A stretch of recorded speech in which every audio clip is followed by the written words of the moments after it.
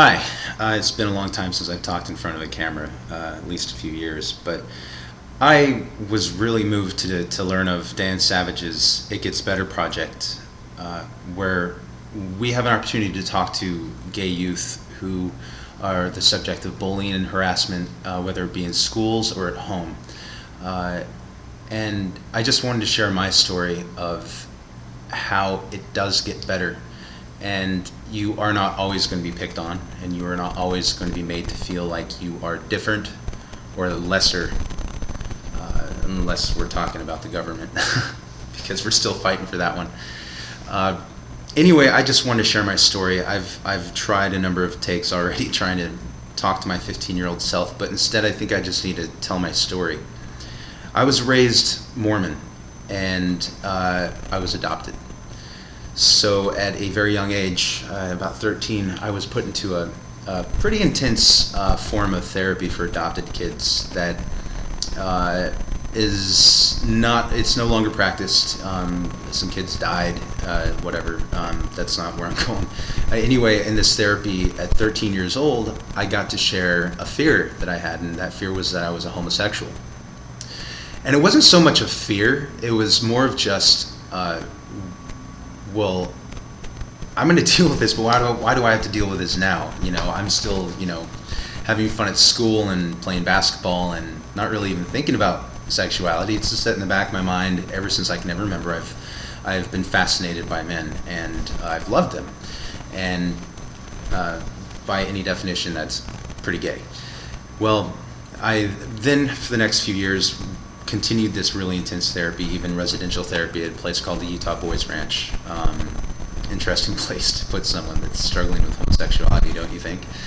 And anyway, I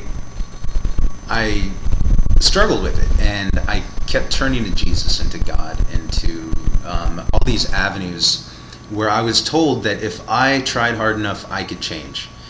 Well, it didn't, obviously, and at 15, I finally came out of the closet. At the time, I had the closest thing you could have to a boyfriend. I had, been around the block in that sense, and he decided to come out of the closet at school, and I wanted to be supportive, and that in turn, inadvertently outing myself just through association and support of this friend.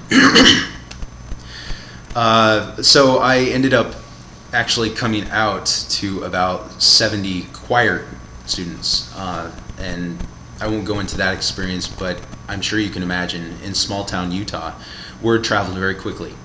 The next few days were pretty interesting because I got to experience what it truly felt like to be different, because up until that point, I never felt different because I had never discussed it.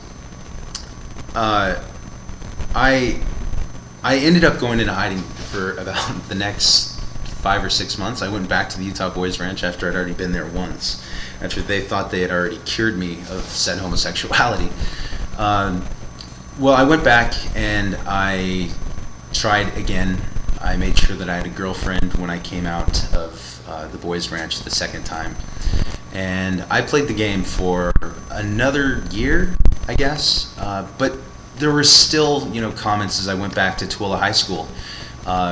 People would, call me a faggot. They would, trip me. They would taunt me. And I was a big guy. I'm 6'2", and I was probably pushing 200 pounds at that time. So it wasn't really the most aggressive type of harassment because I could definitely handle myself if push came to shove. But I finally decided at some point in the summer of my junior year that I was going to be true to myself, and I told my mother that I wasn't going to be able to be her heterosexual son, and I wasn't going to be able to change. And that's when I think things shifted for me, and it became very rough, but I was determined and I stuck to it, and no matter what anyone said to me, I was going to make it.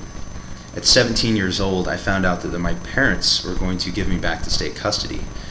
And I was 8 months away from turning 18, and I thought, I'm not going to be able to deal with this. So I did something pretty scary. I ran away, and I ran away to San Francisco, California. And that's where I've been for the last 13 years. I've been homeless, not for long. Luckily, I was able to create a network of friends and chosen family that embraced me, supported me, encouraged me, loved me unconditionally. It's something I probably didn't realize I was ever going to be able to have, because once you're rejected by your family, you really feel like there's nothing left for you.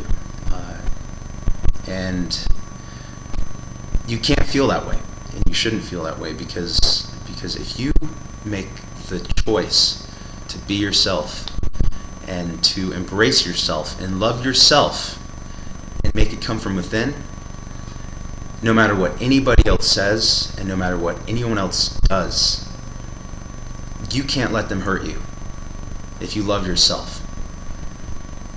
And you are lovable if others can see that.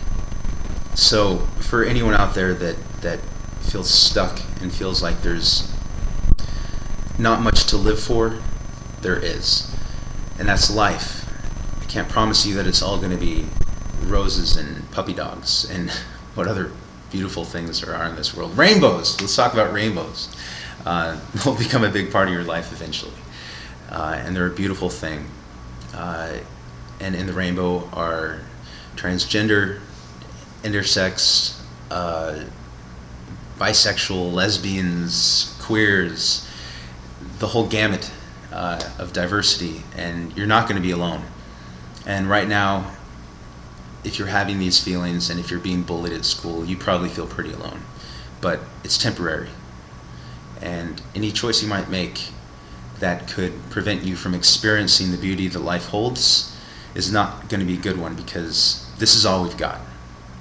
And I don't believe in going to a better place, because the best place is right here, right now, and the beautiful future that remains.